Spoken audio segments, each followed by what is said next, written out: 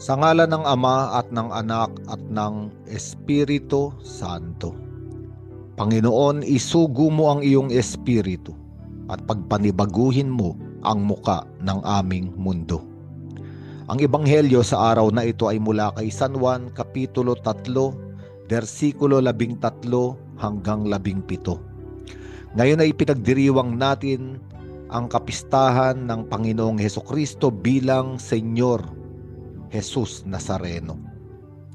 At akmang-akma ang kapistahang ito sa ebanghelyong ating pinagninilayan ngayon.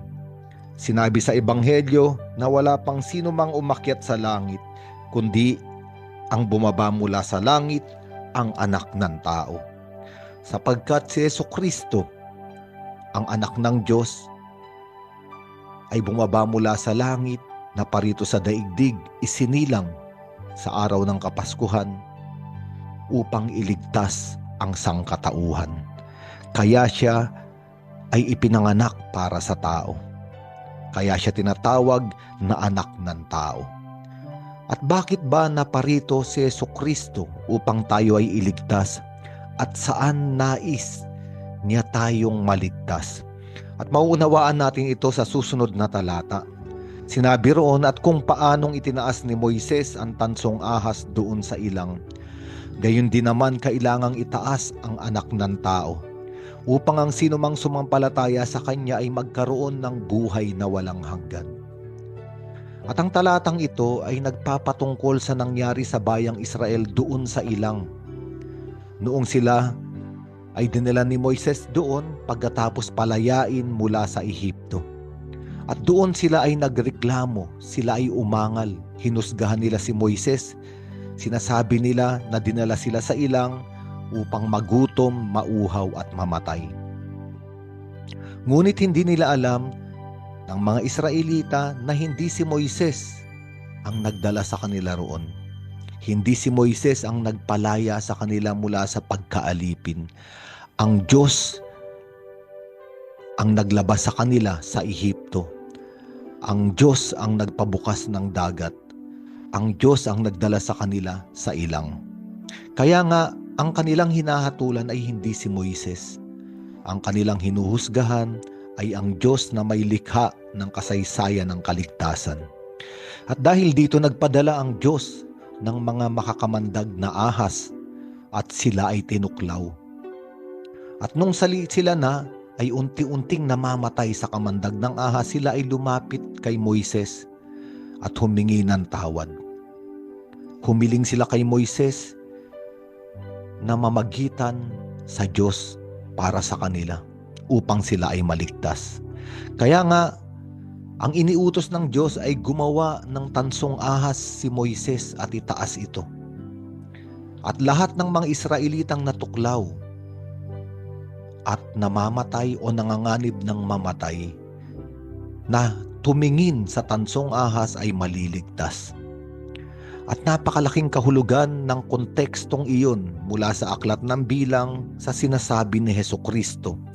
Sapagkat katulad nung sa ilang ay may itinaas na tansong ahas upang alisin ang kamandag sa mga Israelita, isang araw si Hesukristo ay itataas din sa krus upang alisin ang kamandag na nakamamatay.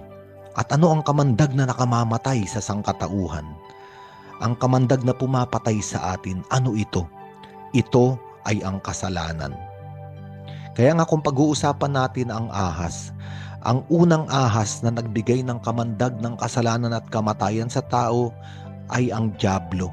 Mula sa aklat ng Genesis, sa 2 kapitulo, nandun yung ahas na nagbigay ng kasinungalingan sa mga unang tao. Kaya ang mga unang tao ay bumagsak sa kasalanan at kamatayan. At ito rin ang karanasan nating lahat ngayon. Ang kasalanan ay paghiwalay sa Diyos. At ang taong humiwalay sa Diyos ay walang buhay. Sa makatuwid, ang kasalanan ay nag-aalis ng buhay. Ang kasalanan ay pumapatay. At dito tayo nais iligtas ng Diyos. Kaya isinugo niya ang kanyang anak. Ipinanganak sa panahon ng Kapaskuhan upang isang araw sa kanyang Paskwa, sa pagkakapako sa krus ay alisin ang kamandag ng kasalanan at kamatayan sa tao. At napakaganda ng ebanghelyong ito sapagkat ibinigay ang totoong dahilan kung bakit kailangang itaas si Hesukristo sa krus at mamatay.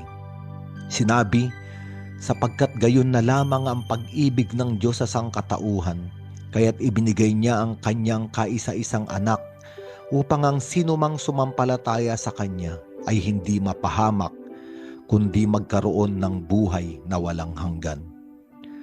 At ang dahilan kung bakit kailangang ipanganak ni Hesukristo sa daigdig, kung bakit kailangan niyang magbata ng pagdurusa, kung bakit niyang kailangang ipako sa krus at mamatay, para kunin ang kamandag ng kasalanan at kamatayan sa tao.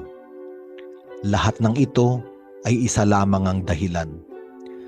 Ang napakalaki at napakadakilang pag-ibig ng Diyos sa atin. Ayaw niya tayong mamatay sa kasalanan. Ang nais niya ay bigyan tayo ng buhay na walang hanggan at hindi mapahamak. At binigyan diin pa ito ng sumunod na talata. Sinabi, isinugo ng Diyos ang kanyang anak hindi upang hatulang maparusahan ang mga tao, kundi upang iligtas ang mga ito sa pamamagitan niya.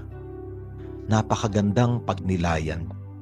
Noon ang mga Israelita sa ilang ay hinatulan nila si Moises, ngunit ang totoo ay hinatulan nila ang Diyos. Sa ebanghelyo natin ngayon, ayaw hatulan ng Diyos ang tao. Ayaw niyang hatulan ang tao at parusahan dahil sa kasalanan. Kaya nga, kailangan may isang kukuha ng kasalanan, may isang magbabayad sa kasalanan, may isang magpapasa ng kaparusahan. At dahil sa laki ng pag-ibig ng Diyos, si Hesukristo ang gumawa nito para sa atin. Anong laking pag-ibig? Anong dakilang pagmamahal? Tayo sana ang nakapako sa krus. Tayo sana ang sugatan doon.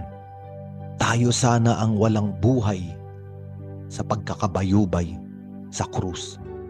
Ngunit ayaw ng Diyos na iyon ay mangyari sa atin.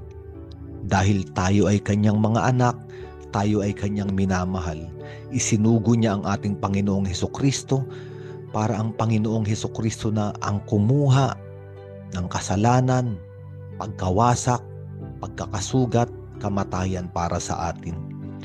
Upang habang siya ay nawawalan ng buhay, tayong lahat ay magkakaroon ng buhay. At ito ay mangyayari kung tayo ay mananampalataya sa Diyos at sa isinugo niyang anak na si Hesukristo. Kaya nga sa araw na ito, maaaring nakikita natin ang ating mga sariling nanghina na naman, bumagsak na naman sa kasalanan. Ngunit tayo ay inaanyayahan ng Diyos na huwag manatili sa ganitong buhay na para bang kamatayan, buhay na walang kahulugan, buhay na wasak. Inaanyayahan niya tayo ngayong tumingala at tumingin sa kanyang anak na si Hesukristo, nakapako sa krus, punong-puno ng pag-ibig, upang mawala ang kamandag ng kasalanan at kamatayan ngayon. Manampalataya tayo sa Panginoon at sa kanyang pag-ibig, at tayo ay palalayain. Ang kamatayan at kasalanan ay kanyang kukunin, wawasakin at pagtatagumpayan. Sa ngalan ng Ama at ng Anak at ng Espiritu Santo.